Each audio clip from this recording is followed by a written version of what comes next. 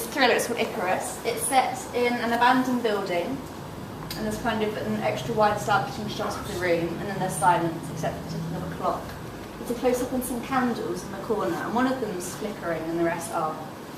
And then there's a low close-up on a girl's shoes as she walks like into the room, and a wide shot of her walking steadily with a shoulder bag on her side, and one candle in her hand and a matchbox in the other hand.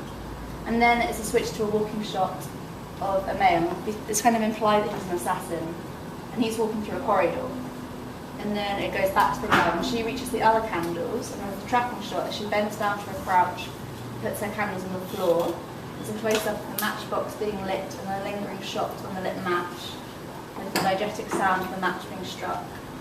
And then the girl lights the candles, and then there's an angle shot with the candles in the front of the shot, and then her at the back, with her knees to her chest, kind of looking at them. And then it goes back to the male, and now he's climbing some stairs. So you kind of get the impression he's going somewhere. And then there's a loud bang is heard, like a door, and the music becomes more intense, and the girl rises and quickly begins blowing out the candles, looking over her shoulder. And then there's one candle left, but her bag falls off, so she goes to pick it all up, and then suddenly it cuts to black. There's no fade in, it just cuts to black. And there's complete silence. And it fades back into shot, it's a tracking shot, from the bag still on the floor to the remaining candle where the man picks it up. A tracking shot as he brings it to his face, but we can only see from the bottom of his nose down, and he blows the candle out. That's good. Okay.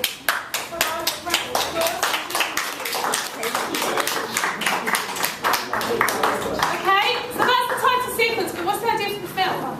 So it kind of, what would happen after that is you kind of see a flashback of her life, and how it's kind of, what the significance So of the how she got candles to that is. point? Yeah, and what brings Okay. her to that point. So it's a flashback. Okay, any feedback? I liked it. Anything else? Can you imagine it as a title sequence? Yeah. Who's the assassin and why is he there?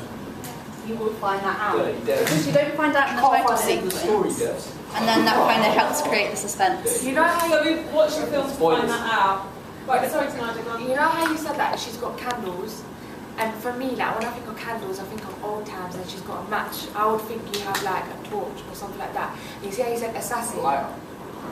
Assassin for me is more modern and stuff. Yeah. But is it gonna be? Are they gonna both? Is it gonna be an old film or There's going to be a new film, but there's going to have aspects of the old and kind of her old life and what kind of brings her. Any other questions? I've got a question. So you talked about the male, you're going to kind of imply that he's an assassin. Yeah. Do we need to know that? What?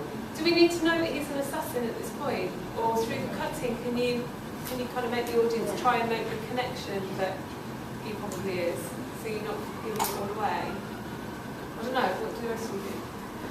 I think you're gonna imply it though. I don't think they're gonna say he's an assassin, but it's just gonna be implied. Yeah, we're not gonna have a title card.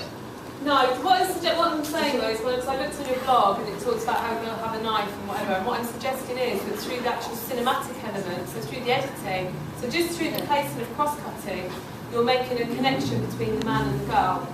And if he's dressed in a sinister way or filmed in a black, in low-key lighting or whatever, and so on and so forth, then we're probably going to make that connection that he probably is an assassin. So all I'm saying is do you need to show it through props, or could you show it through the cinematography, the editing, the lighting and the sound? And that's what I think you maybe need to think about. But as an idea, I think it's great, and title sequence goes well really well.